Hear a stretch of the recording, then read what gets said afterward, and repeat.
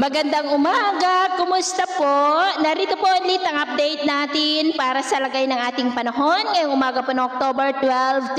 2024 na kung saan sa ngayon ay patuloy pa rin na dumadaloy ang northeasterly surface wind flow o yung mahinang bugso ng hanging amihan dito po sa northern part ng Northern Luzon at silangang bahagi ng Luzon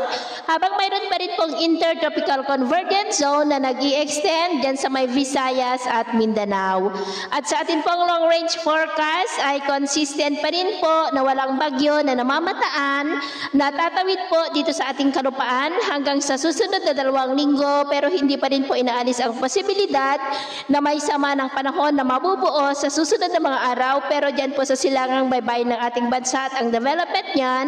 ang atin pong babantayan. At sa lagay ng ating panahon, ngayong madaling araw ay generally fair weather naman po sa malaking bahagi ng ating bansa pero may tsansa pa rin ng maulap na kalangitan with isolated rain sa ilang bahagi ng extreme northern Luzon, Cagayan, Bicol Region, Marinduque, Mindoro, Northern Samar, Southern Samar,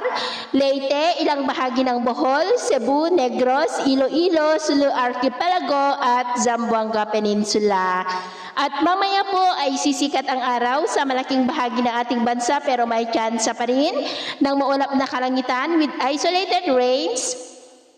sa ilang bahagi po ng extreme northern Luzon, Cagayan Valley, lalo na po dyan sa silangang bahagi, Quezon, Bicol, Panay Island, Bacolod, Dumaguete, Cebu, ilang bahagi ng Bohol, Northern Samar, Panay Island, Southern Leyte, Sulu Archipelago at Zamboanga Peninsula. At mamayang hapon po, mas maraming lugar na ulit ang makakaranas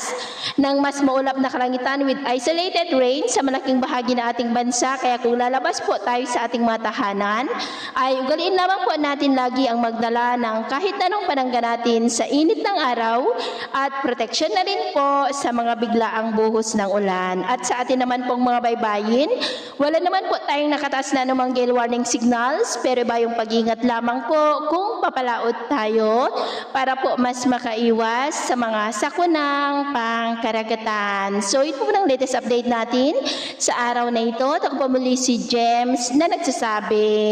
sa kahit anong pagsubok po na darating sa ating buhay, huwag po tayong mawawalan ng pag-asa. Thank you and God bless!